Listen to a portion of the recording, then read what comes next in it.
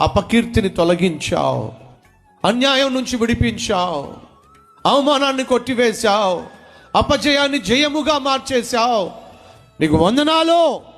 కృతజ్ఞతలు చెల్లించాల్సిన బాధ్యత మనకుందే. ఈ సంవత్సరం ముగింపులో ఇంటికి వెళ్ళి రాసుకోండి.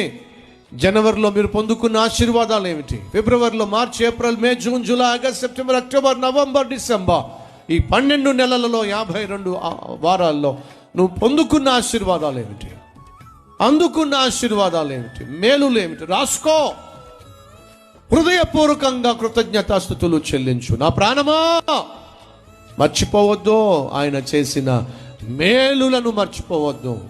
ఆ చిన్న పాప మేలులను మర్చిపోలేదు కాబట్టి యజమానికి కూతురుగా, కుమార్తెగా ఎంచబడింది. దేవుని కుమారునిగా, కుమార్తెగా నువ్వు ఎంచబడాలి అంటే నువ్వు మర్చిపోవద్దు సహోదరి, మర్చిపో.